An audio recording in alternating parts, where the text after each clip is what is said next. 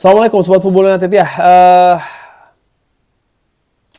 Rating pemain masih dalam perasaan kekecewaan yang besar sekali sih menurut gue ya. Manchester United, fans Manchester United termasuk gue sebenarnya optimis Manchester United bisa mendapatkan trofi di final ini, tapi salah satu faktor terbesar kenapa Manchester United tidak bisa mendapatkan trofi menurut gue karena mereka sendiri ya. Mereka tidak mampu memanfaatkan situasi keadaan di atas lapangan. Artinya Tottenham Hotspur, gue tidak melihat mereka walaupun menjadi juara Europa League dengan segala respect, mereka tampil superior di pertandingan tadi. Gol yang diciptakan pun juga bukan dengan proses yang cantik, katakanlah seperti itu.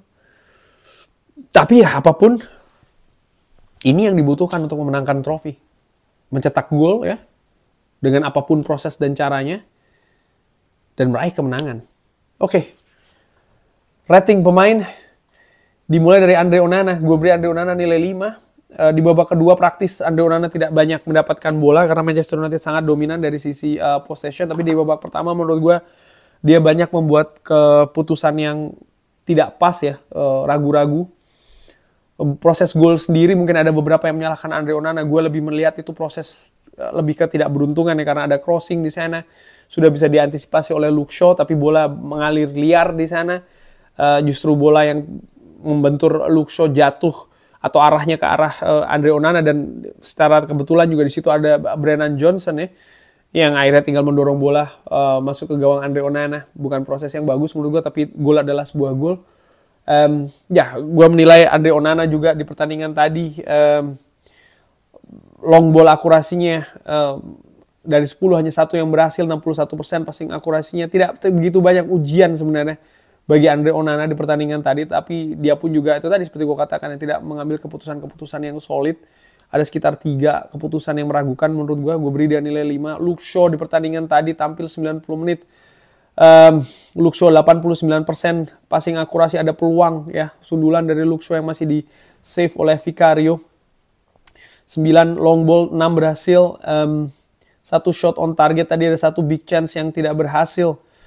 Ground duels cukup minim, hanya 2, 1 berhasil dimenangkan. Gue menilai Luke Shaw kurang berani dalam melakukan penetrasi, terutama di babak pertama. Dia nampak tampil terlalu hati-hati, dan ini berbeda di babak kedua. Dan Manchester United terhadap Luke Shaw ini menurut gue terlalu monoton ya. Ketika bola di Luke Shaw selalu diharapkan dia melakukan crossing. Dan kualitas crossing dari Luke Shaw menurut gue di pertandingan tadi juga tidak cukup bagus. Gue beri dia nilai 6.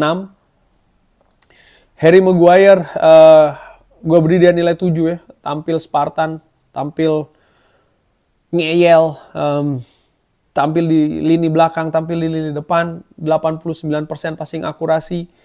Long ball 86 yang berhasil. Ada total 12 duel yang dilakukan. 9 berhasil dimenangkan. Ada error ya di babak pertama tadi yang dilakukan oleh Harry Maguire. Tapi secara keseluruhan walaupun dia mendapatkan kartu kuning, gue menilai besar peran dari seorang Harry Maguire di pertandingan tadi. Di lini belakang dan juga di depan. Sayang dia tidak bisa tampil optimal seperti di pertandingan-pertandingan sebelumnya. Baik itu di lini belakang ataupun di lini depan. Di lini belakang sebenarnya terutama di babak kedua tidak begitu banyak cobaan yang diperoleh oleh Manchester United, juga terlepas dari permainan serta kualitas dari Tottenham Hotspur sendiri sih menurut gue. Tapi ya anyway, Manchester United tidak mampu memanfaatkannya. Gue beri dia nilai 7.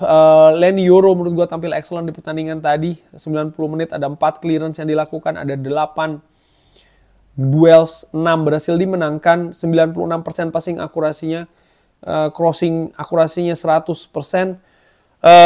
Tampil berbeda di babak pertama dan babak kedua. Di babak pertama dia tidak berani mengambil resiko dengan terlalu sering, misalnya dia penetrasi ke daerah pertahanan Tottenham Hotspur, tapi di babak kedua menurut gue dia tampil lebih berani, dan ini membuat Manchester United jauh lebih enak mengalirkan bola ya. Gue beri dia nilai 8. Nilai 7 untuk Mazraoui, 85%. Gue pikir 85 menit dia bermain ya. Setelahnya gue pikir dia kehabisan gas. 1 umpan kunci, crossing ada 2, 1 yang berhasil, 87% passing akurasinya. Ada 18 duels yang dilakukan, 12 berhasil dimenangkan, ada 2 interception, 5 total tackling, bekerja cukup keras menurut gue mengawal lini pertahanan Manchester United dari misalnya dari Richarlison dan juga Udogie.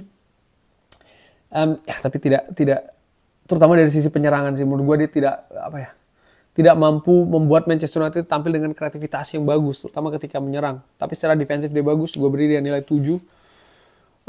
Bruno Fernandes, ini pertanyaan gue juga, kenapa Bruno ditampilkan di lini tengah oleh seorang Amorim? Apakah ini untuk dia tidak kurang berani mengambil resiko atau seperti apa? Tapi gue menilai ada yang salah dengan menempatkan Bruno di lini tengah di pertandingan tadi.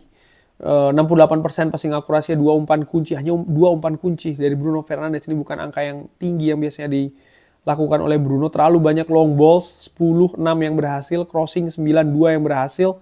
Ada 1 shot on target, 1 off target. Total ada 14 duels, 8 berhasil dimenangkan, 2 interception, 4 total tackling. Bekerja keras menurut gue Bruno di lini tengah, tapi tidak cukup bagus dalam mengkreasi serangan-serangan Manchester United ya. Ini juga hal yang harus dievaluasi menurut gue. Apakah menempatkan Bruno di lini tengah atau di lini depan? Kalau di lini tengah, siapa yang harus ditempatkan di lini serang menurut gue? Ini juga menjadi permasalahan di musim ini. Gue beri dia nilai 7. Casemiro juga gue beri dia nilai 7.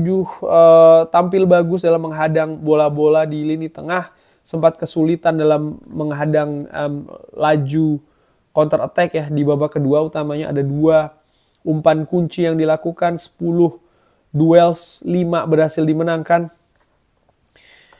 Gue juga menilai Casemiro di pertandingan tadi tidak seperti Casemiro biasanya. Kreativitas sekali lagi ya dalam menyerang. Dia punya hal tersebut, dia punya kualitas umpan, membaca permainan, tapi tidak terjadi di pertandingan tadi. Ini seperti kayak anti klimaks juga bagi seorang Casemiro. Gue beri dia nilai 7. Nilai 6 untuk seorang Dorgu. Hanya 73% passing akurasinya, crossing 3 dicoba tidak ada yang berhasil, long ball 3 dicoba tidak ada yang berhasil, duels 8, 7 berhasil dimenangkan. Di babak pertama terlalu monoton, di babak kedua ya tidak ada perbaikan yang signifikan dari permainan Dorgu menurut gue. Gue beri dia nilai 6 di pertandingan tadi. Amat gue beri dia nilai 7.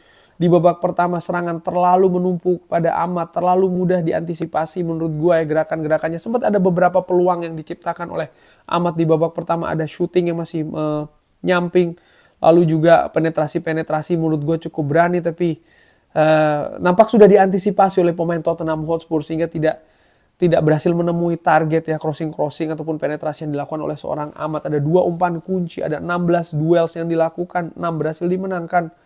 5 crossing tidak ada yang berhasil. Gue beri dia nilai 7. Mason Mount gue beri dia nilai 5 di pertandingan tadi. 70 menit lebih, di 71 menit ya Mason Mount bermain. Tidak ada shot, tidak ada umpan kunci, 73% passing akurasinya, 7 duels, 5 berhasil dimenangkan.